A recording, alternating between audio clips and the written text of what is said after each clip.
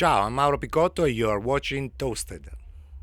Welcome to Amsterdam, Mauro. Welcome to Amsterdam Dance Event. How have you been? Yeah, I took a bit of time off for my fatherhood with my children and family.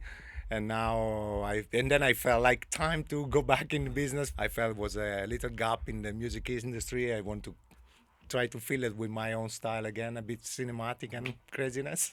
After all these years, are you still enjoying the Amsterdam Dance Event? Oh yeah, always. It's a great opportunity to see friends, to see people, but at the same time also to go and listen the other what's happening in the music industry because there's always something to learn, and you never stop to learn. If you stop to learn, and you're getting old. That's the point. You're still learning every year. Yeah. You're still changing almost every year.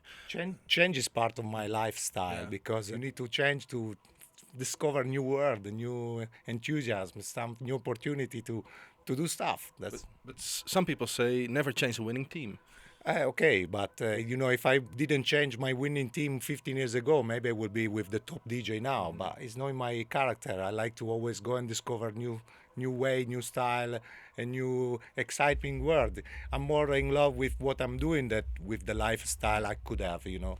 Anyway, I don't need it. Because, for example, I'm rich enough. When I told my friends I was going to do an interview with you, and they said, "Oh, Mauro Picotto, Proximus, Komodo. Yeah.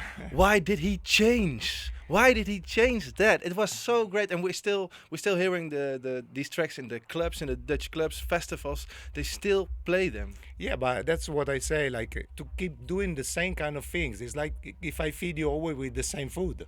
After 15 years to eating pasta, just pasta and only pasta, you will be like, come on, change a bit my plate. It's in me. I can't do it. It's something that when I get sick of something, I just change. End of story. But there's a difference between pasta bolognese and pasta tonno. You Yeah, didn't but it's change. always pasta. Of course, but there's still a difference. You went Yeah. from trance to groovy techno to And now to melodic, progressive, cinematic, techno, whatever you want to call it. But at the end, it's still the trance heart inside of the music. Because people can say what they want, but in the trance music, there's the right melody. Obviously, it's been abused trance in the past because they was using some so cheesy melody riff that then they use again on EDM. And that's not the music I like. For me, music has to be emotional. It need to be a part that can make my goosebump on when I listen to music, not just pipiri pipiri pipi, the stuff like that. For me, that's no trance. and a real good melody is still very important for you. Eh? Sometimes I course. feel a little bit also on your new album, melancholic melody. There's there's a special feeling in your melody. Yeah, but because for me, when the music has a melody, but the melody is not catchy or is not good enough, it's just one track after the other, and there's full the market of that. And me, I try to create this atmosphere. If you listen carefully, the melody are quite cinematic.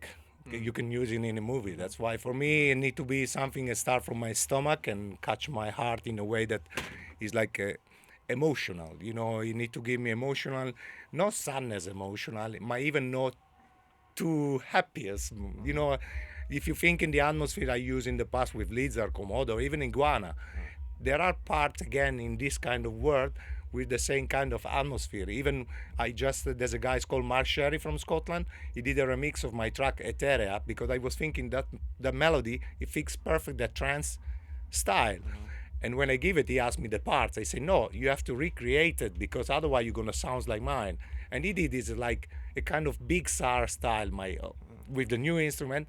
And the track is amazing, and I see all the trance DJs are supporting it. Thanks to him, that he did a great remix. But then when I write a melody, sorry, it's Picotto style. And everybody is still remixing and re-editing your tracks. Oh, Do you feel honored? To be honest, there's too many remixes. Every week, someone send me, I made a great remix of Komodo. It really works in the club. But it really works also the original. You did nothing new, to be honest.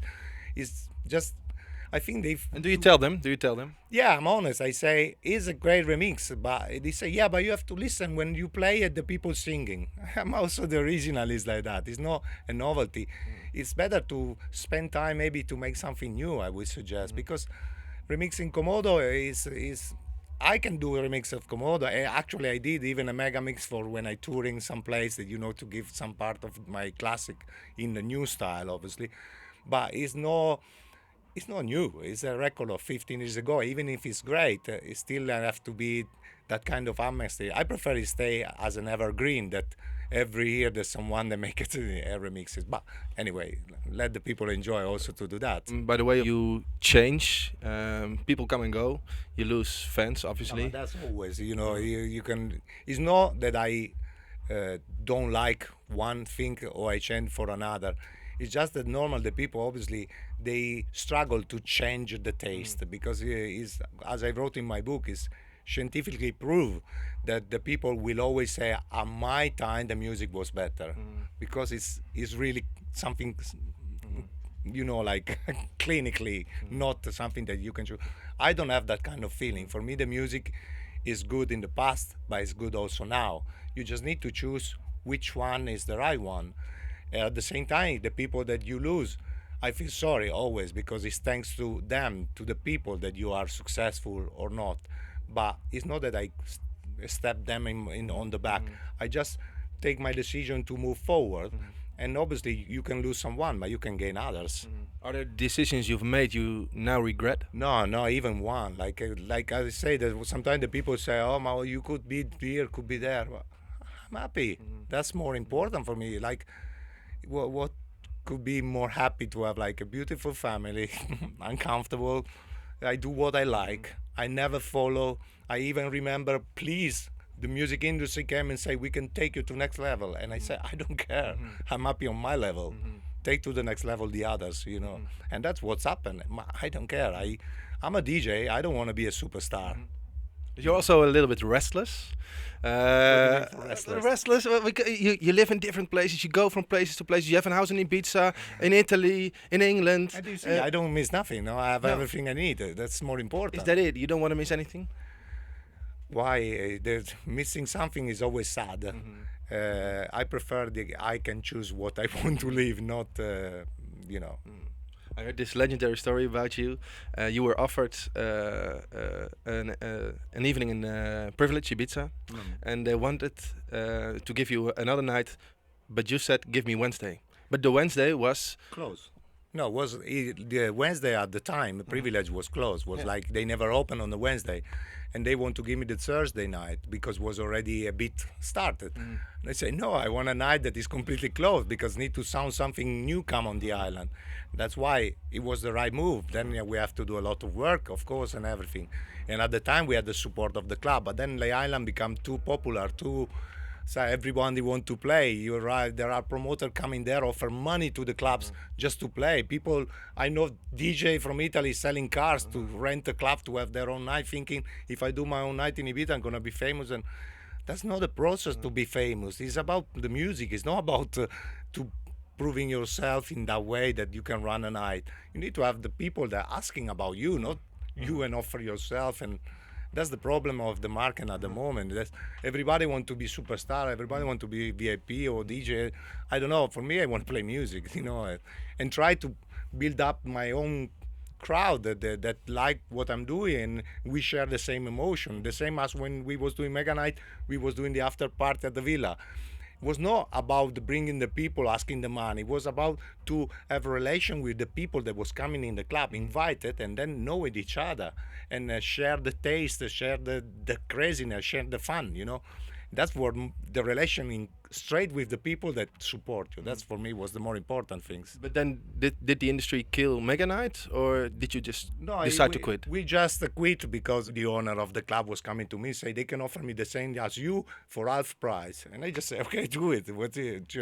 For me, it's not about the money. It's about to give a product to the people. If I don't have a budget where I can rent, because I have to rent the sound system, a privilege, because to make techno, you cannot use this club sound system as it is if it's not right. Privilege is a huge club. It's great for show. If you put bigger screen, fireworks, acrobats, and it's brilliant. But if you want to make like a cavern for like techno or that kind of music at the time, you need to build up the right atmosphere. And obviously, if you have a budget and you can do that, you can keep going with the night. When they say no and people say we can do the same, what's happened is a history now. They run the club on a Wednesday for 2 months and they shut, finish. Mega Night was stopped for my decision, and the owner that didn't want to support because other people can give the same, and they proved that it was wrong and they failed. And end the story. How do you like the industry nowadays? So be honest with you, I just restart my life now in the music business, and actually I don't want to do it like before. I'm taking more easy.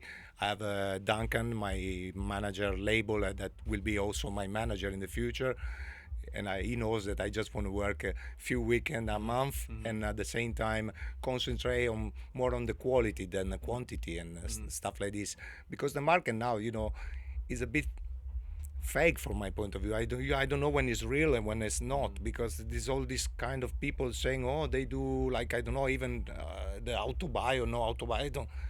I'm not very in that world. For me, it's still a good record should sell, and the story. You don't need to.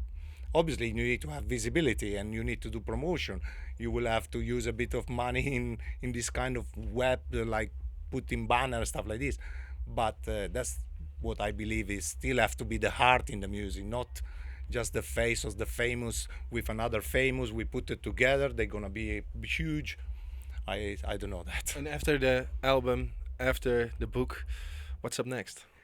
A movie. A movie. No, I know that there's some people offer me like, oh, why you don't tell the story that you lived in Ibiza, because obviously it's been good and bad and crazy.